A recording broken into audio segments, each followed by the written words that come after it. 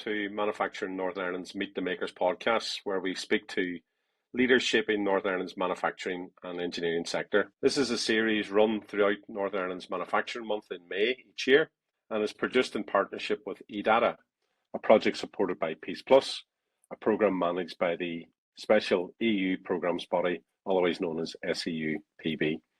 Today I'm very pleased to say we're joined by Mark Hutchinson, who is CEO of Hutchinson Engineering. Mark joined the family business in 1997 at the age of 18, following in the footsteps of his father, Crichton Hutchinson, who founded the company in 1971. When Mark joined the business, employed just 5 people, and today Hutchinson Engineering employs around 160 people in Kilrea.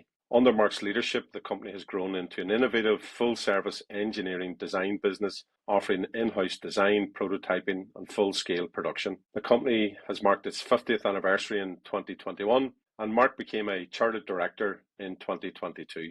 Mark, you're very welcome along to Meet the Makers. Maybe just give you an opportunity, Mark, just to kind of explain to our viewers, what is Hutchinson Engineering, who do you do work for, and what makes you proud of that business? Thanks, Stephen. Well, first of all, delighted to have the opportunity to share my story and my experience with you here today. So as you mentioned, I'm Mark Hutchinson. I'm CEO of Hutchinson. We're a second generation manufacturing business based outside Kilrea. The business was set up by my dad, and I always idolised my dad, everything he did.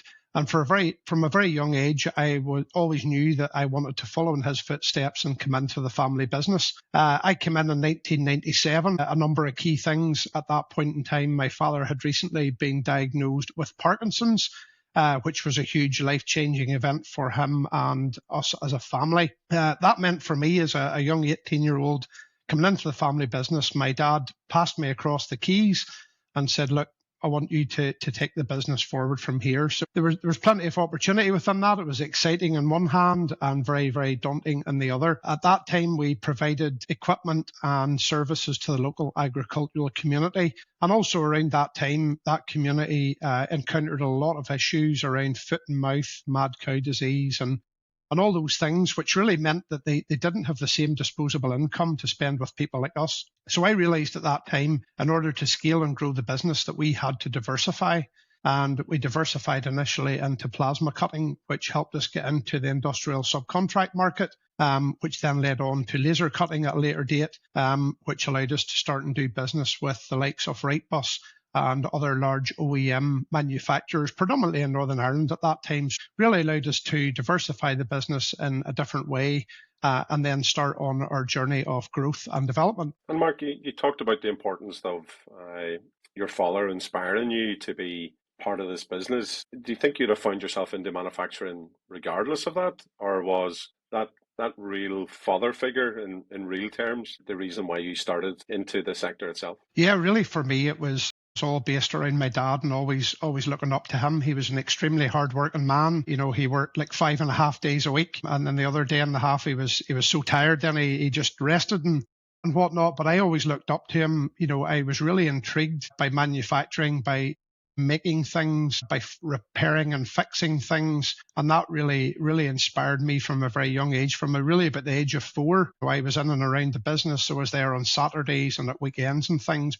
Yeah, it was really just that fact of being able to make a huge difference. I think for me, one of the key things that my dad taught me from a very early age was always treat people better than you would like to be treated yourself. And that for me was a really key lesson at a really young age. And Mark, we talked there about when you joined the business, it was probably about 5 people in it. You're now sitting at 160 plus, and I noticed you're building some new facilities as well. Obviously, there was a big cultural change in the business when you joined as well. It wasn't just a case of just doing enough to get by. There was real ambition there to grow the business. Can you give us a little insight into what that experience has looked like? Yeah, well, I think, going on the back of my dad's experience, he obviously had a very small team, but my dad was at the centre of everything and he needed to know everything that was going on. So really, you would class it now that at that time, he wasn't a good delegator. And that taught me a very good lesson as well, because, he would say that partially contributed, I suppose, to his diagnosis, where he took everything on himself. He did everything from answering the phone to quoting new business to actually going and doing the work. sometimes going out to fit it, etc. So again, that for me was another key lesson, that in order to grow and scale your business, you have to surround yourself with really, really good people. You have to share your vision of growth with those people. And ultimately, those people will help you to grow the business. And obviously, that's a difficult thing for a family business. We talked about the business was born by your father, and I know yourself and your other siblings are involved in the business. But to bring other people in and to trust them enough that they actually share your passion for doing that business is tricky. I mean, you talked there about making sure that everybody in the organization understands what the vision for the business is. Is that enough, or is this a constant everyday piece of work that you need to do to build that trust and to ensure that actually your vision and your success can be achieved? For me, it's all based on the culture and how you grow that culture in the business. It's obviously very, very different when you have 3 or 4 other employees. That's quite easy to control the culture, to change it, to make a difference. I think where the biggest challenge comes in is as you start to grow your team exponentially. Certainly when you get over 70 or 80 people, and certainly over north of 100, it's very, very difficult to keep that family feel for the business. I always prided myself in knowing everybody's name. I don't know everybody's name in the business. We've done a lot of things recently to help that. We now have a Hutchinson Connect app where everyone's details are on there. So if I don't know someone's name, at least I can look it up. For me, it's about establishing that culture. It's about establishing that base. And it's growing people with your culture while the business grows as well. So there's lots of challenges around that. But for me, if you go about it in the right way, you can do it, you can achieve it. And you just constantly have to keep evolving with that. I suppose, if anything, coming off the back of COVID a number of years ago now, the whole work force has changed. People's attitude to work has changed. Their work-life balance has changed, all of those things. And for me, the big thing is you've got to listen to your people. You've got to listen to them.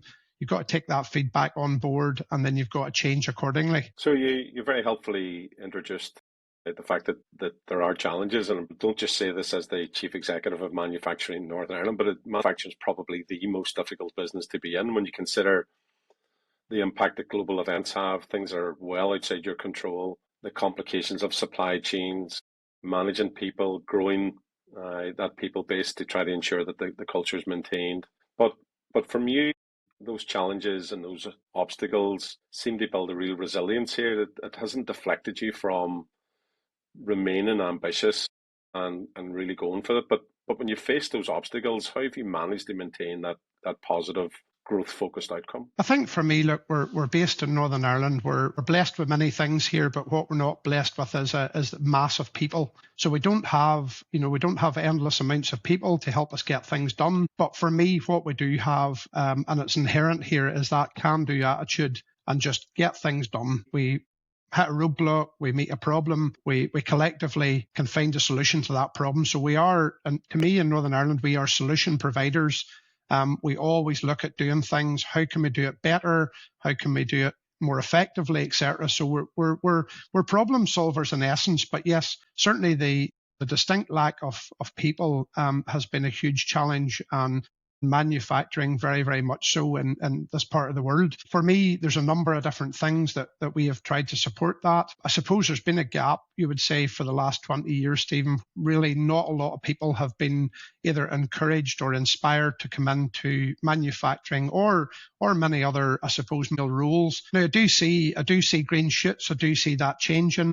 We have set up an academy recently, and we've been completely overwhelmed by the response, of people wanting to come on board, which is fantastic. We can't walk away from the fact that there's a distinct lack of people with interest in this industry. I think inspiring young people to come into this industry is a key part of things moving forward.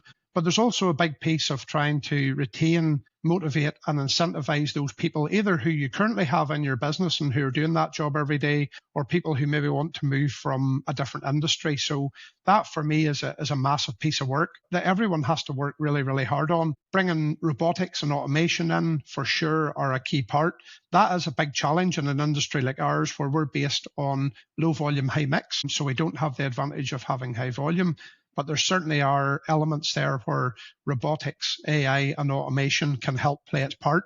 But all these things all have to work alongside our people. And that for me is the key part. And that's why these things work. It's having a good team around it. It's making sure that people are willing to accept that change, embrace it and work with it. And you've flagged there the kind of digital transformation that your business be under. We'll explore that a little bit in a second. But what I get a strong sense of, and I know because you're opening your factory doors to others to just come and have a look around and experience the journey that you guys have been on and continue to be on. So you're very open to collaborate. You're very open to allow others to come and see what you do. So how important is that collaboration in terms of the success of your business, that approach of going and exploring other places, other industries even for that matter, in terms of your own leadership journey? But how important do you believe that collaboration is, whether it's with the team in Hutchinson Engineering, with your customers, with the supply chain, or with other manufacturers? For me,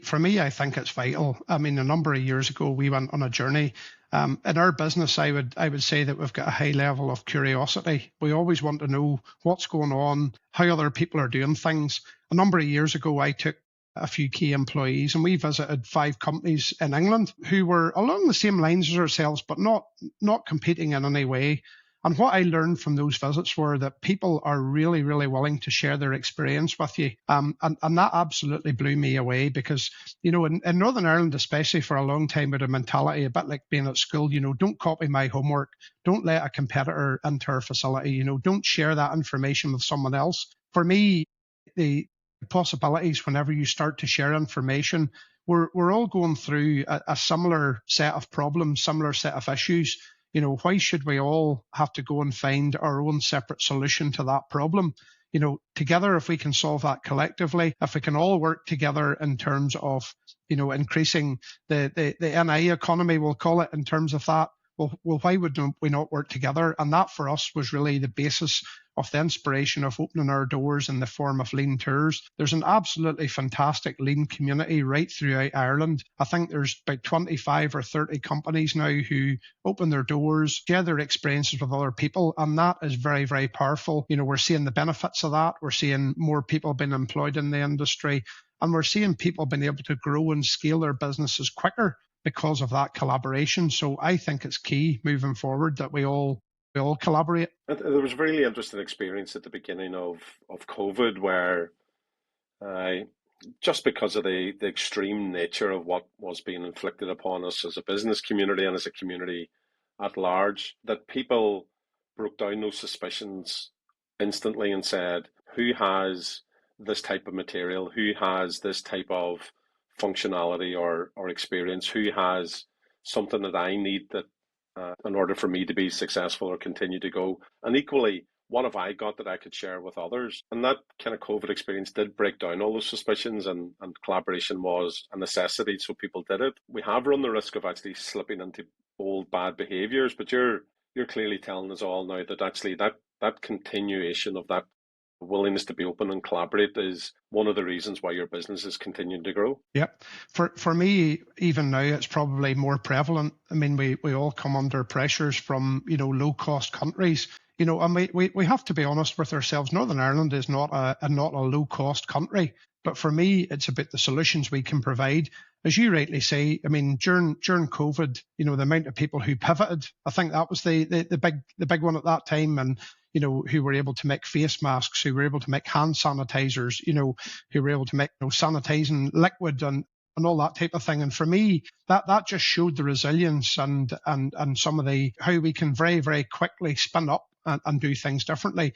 And yes, as you rightly say, for sure, we have slipped back a little bit from that. And I think it's key that we do start and work together. We start and collectively find solutions to problems like the lack of skilled labour in this country. You know, how do we all work together to figure that one out? So I think there's lots of opportunities for the manufacturing community, especially, to all work alongside each other. I'm 12 and a half years in this job, and I've had the great privilege every week of walking through factory gates and seeing what people do. But I always remember my first visit to your business, and you talked about spending your father's money on new machines.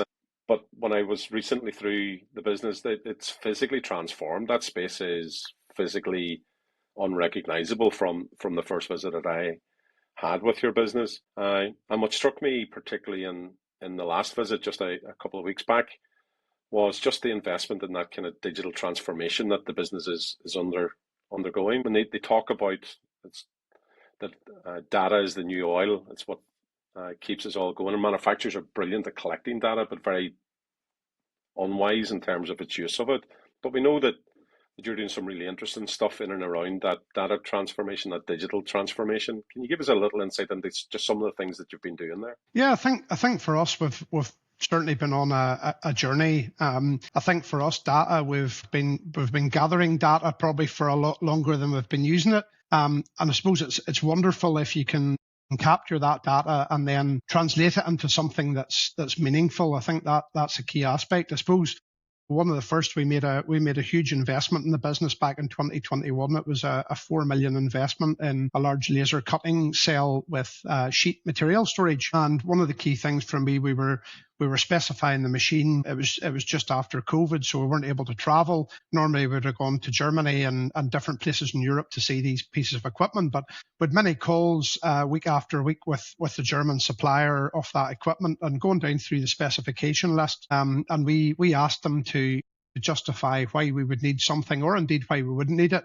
And there was one key item I remember. It was circa 100,000 euros, and we questioned quite heavily. You know, the supplier said, no, we don't feel you need that. And I said, well, look, tell us why we don't need it. So they asked us for our data from the previous 18 months, for example. And I remember coming on the call in the next week, or the week following that, and them just saying, oh yes, you actually do need that.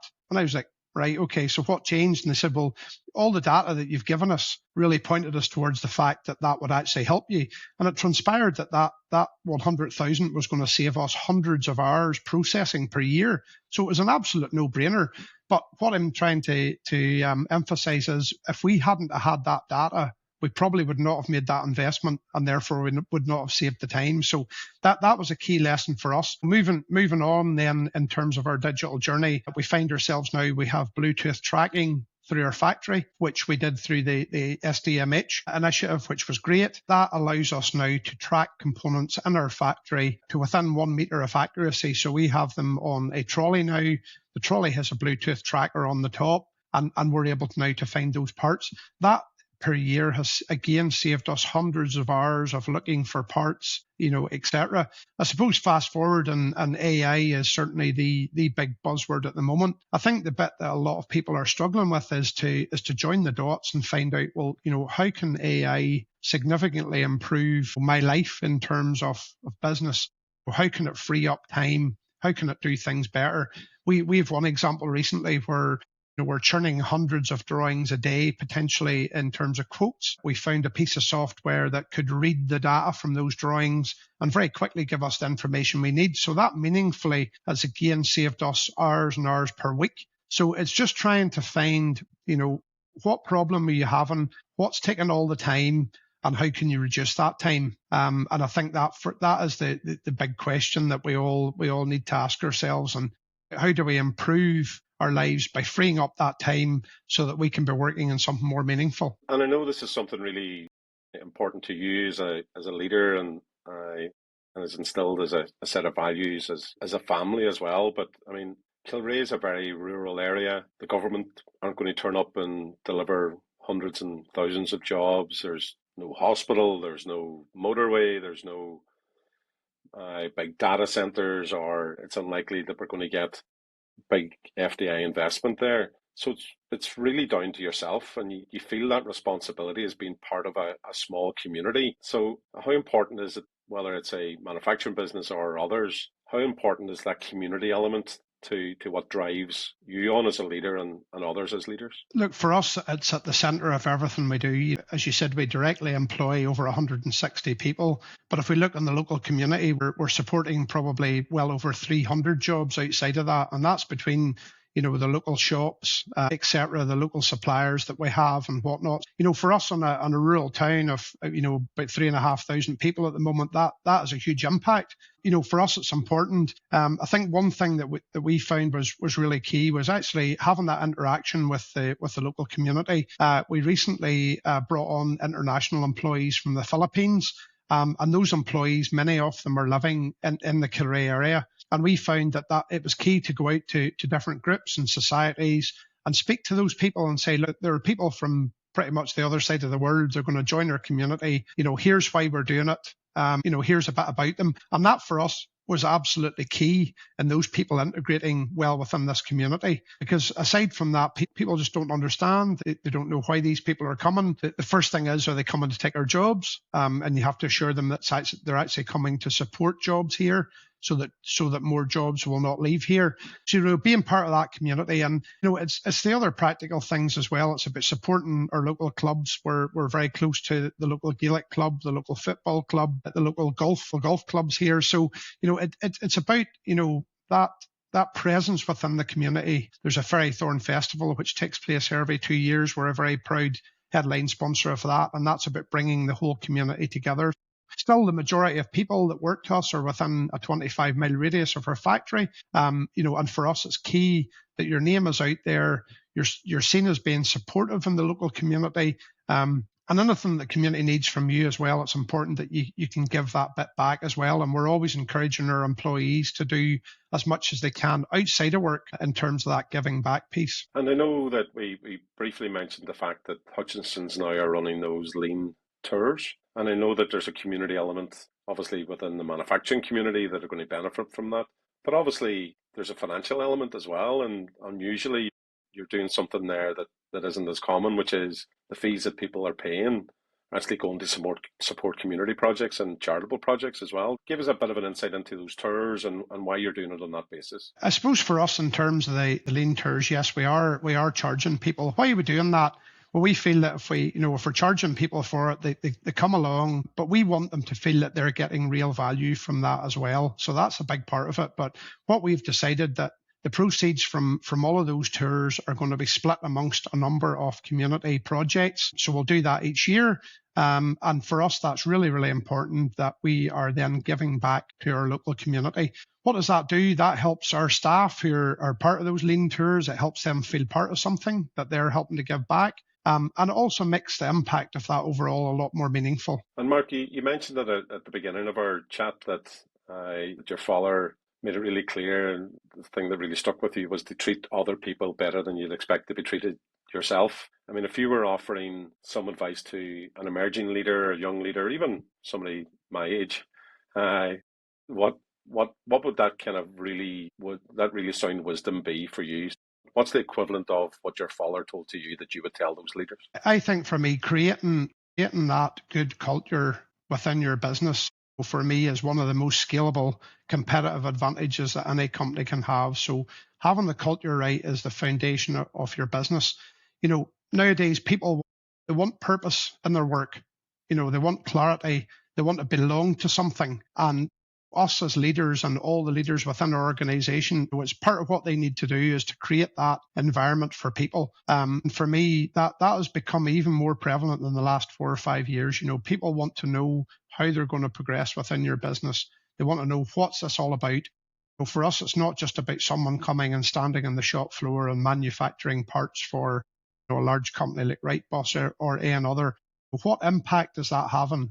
What is the bigger piece of that? And we find that a lot. The other key aspect for me is that is now called empathetic listening. Listening to people. Can we solve everyone's problems? Absolutely not.